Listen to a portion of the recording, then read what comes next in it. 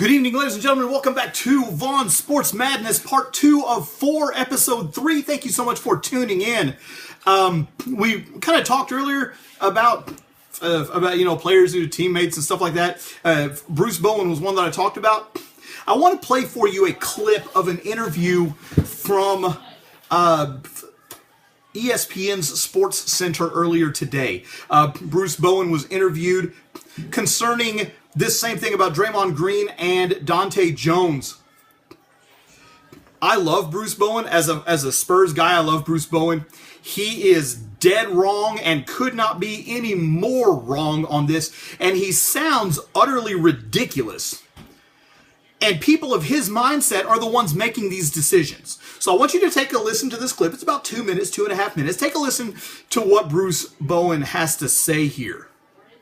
People will say, well, he did it in game 2. Well, it's part of the movement towards the basket. And the fact that he flails is what guys do when they're trying to draw a foul. Just in this same game in the third quarter, I had a clip that I showed early on Mike and Mike that it shows Draymond Green doing the exact same thing with Kevin Durant. Kevin Durant steals the ball from him, and he flails. So it's not a situation as a player where I'm saying, oh, that was bad on his behalf. I think when viewers can watch it, they see these things. They don't understand what it is being an athlete, so they go by what they see and not what they've experienced. But the NBA has done that here with Dante Jones. They had the chance to look at the video, and then you see what he did in that game for the Cavaliers against the Raptors in Biombo. When you look at the video, because when you watch it in normal game time, you don't see it. You don't see it. But when you look closely, you see the intention. And that's Dante Jones. Now, Dante has a history. Now, it just so happened last year when he's with the Clippers, who did he bump while they were doing an interview for ABC during the game? It was Draymond Green. So now we have a person that's in the game that's not utilized a lot. He doesn't play a lot. He hasn't been with Cleveland the whole season, but he is out there to do something, and that something was create a little havoc. I'm sure he wishes he didn't do anything quite like that, but from the first time I saw this, I didn't recognize it. It wasn't until the second or third replay, but it's because of what Dante has experienced in the past. That's his reputation.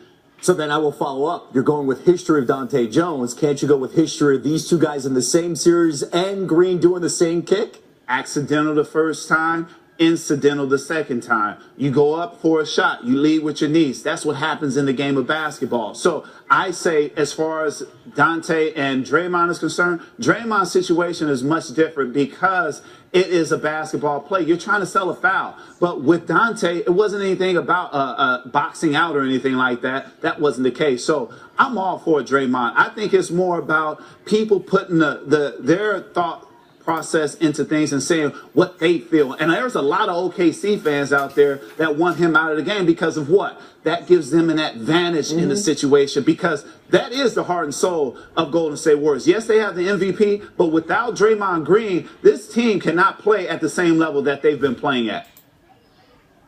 Our gardens have evolved. We can make them greener in 72 hours, drop them and watch them bloom. Welcome to the next generation of spring. Sorry about the overspill there. Now, I'm going to go back and people will say, well, he did. I want to show the play, and then I will talk about how ridiculously absurd Bruce Bowen's claim is. Actually, no, I forget, for copyright purposes, I can't. I can't show it. But what his assessment's completely wrong, though. It wasn't going up and he kneed him inadvertently. He went up for the layup, threw his hands out, threw his leg straight out. He was 3 feet in front of Adams, and he intentionally, if you look, he aims and kicks. I invite you to go back and watch the video. He aims and kicks.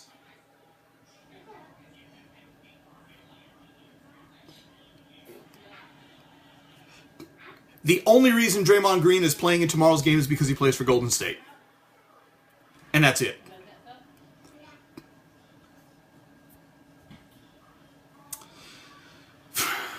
So Dante Jones deserves to be suspended for what could actually be an accidental thing. But Draymond Green does not deserve to be suspended for what is clearly intentional.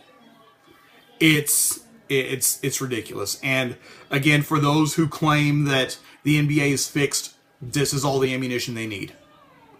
And I have to say, they're right in this situation.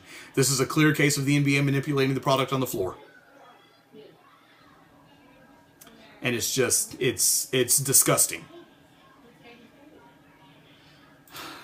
It really is. The French Open has started today. So a tennis major, man, we're talking tennis today here. We're talking about Roland Garros. And the French Open starting today. A lot of matches underway. A lot of the matches have been suspended by darkness. Actually, I guess it started yesterday. On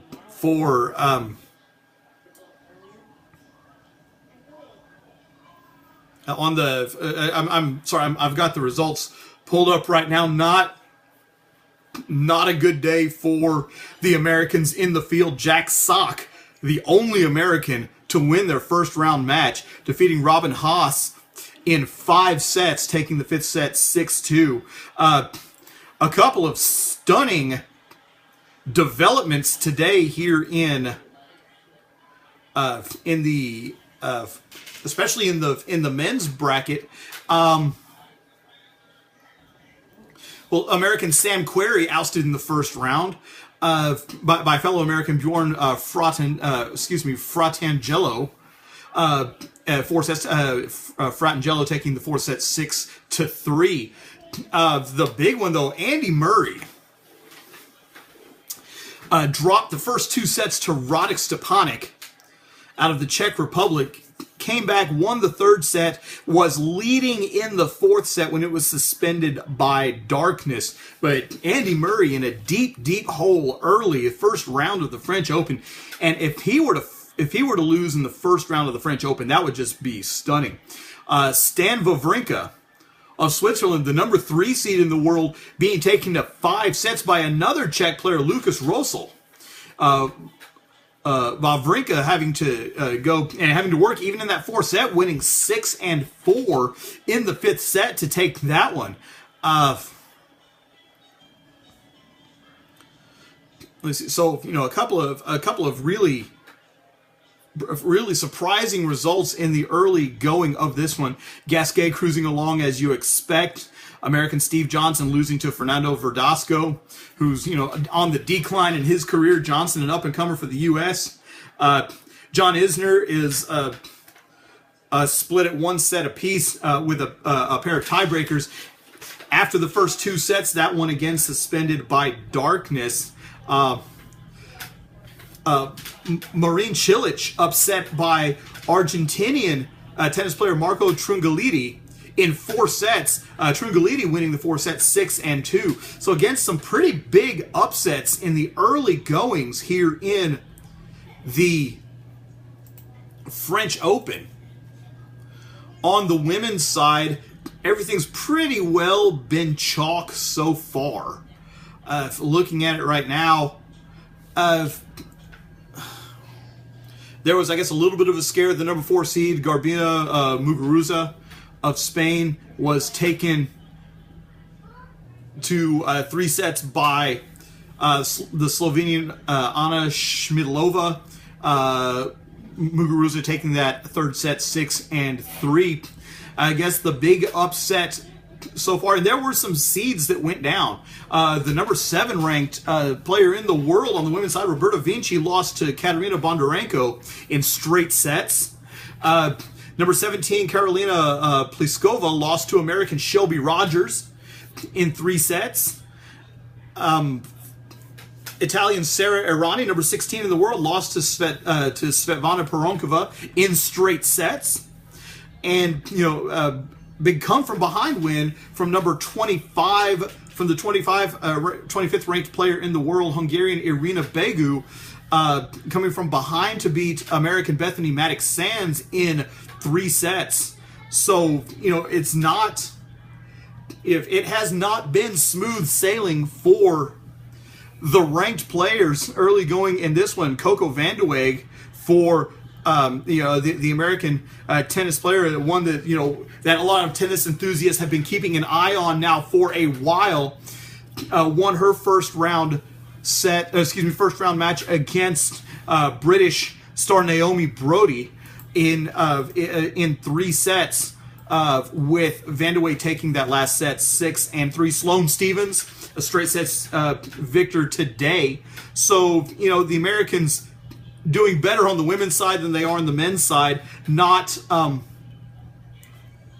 altogether unexpected. But, for me, is growing up in the 70s, 80s, early 90s when American tennis was really strong. It's so disappointing to see how far Americans have fallen in international tennis.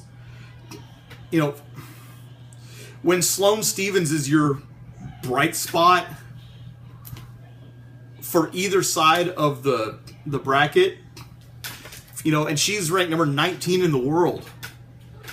The Williams sisters tend to not do as well at Roland Garros, even though they've won there. They have won there.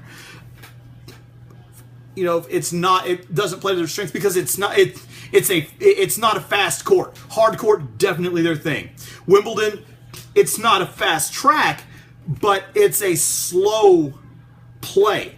And so that plays to their advantage. They look even faster than they are at Wimbledon. Roland Garros, not where the Williams sisters excel. Now, as we move on, and there are 67 matches tomorrow, so there's still a lot of movement to be made, but there was 67 matches to be played tomorrow, including Venus Williams' first round match against Annette Kontaviet. Victoria Azarenka opens up against Karen Knapp. The Italian got the Americans Chirico and Davis doing battle. Joanna Konta, and Joanna Konta is. I like her to do well, not necessarily in this tournament, but as it goes on. She's young, she's talented, she's British, and I think that she's really underrated. She doesn't get enough credit, I don't think, in the tennis world, but she's starting to get there. She's ranked number 20 in the world right now. And so I think Joanna Konta is one to watch out for. She plays the German Julia George in her first round match tomorrow. A lot of the times are to be determined because the matches were suspended for the night, and so they've got to pick it up and continue tomorrow. So they don't know exactly what time frame they're going to be on. But yeah, so definitely on the tennis front, the French Open now in full swing. First round action very nearly completed. It is probably about 60% done, the first round is, and they will finish those up tomorrow. And that's really all we have for part two. Actually did get to talk some tennis in this one. And I know there's a lot of folks out there that like tennis and follow tennis. I'm one of you. So, by all means, anytime that you want to talk tennis, let's talk. We'll talk about it. But that's the end of part two here in Sports Madness. I'm Hiram Vaughn. We will be back with part three here in just a moment.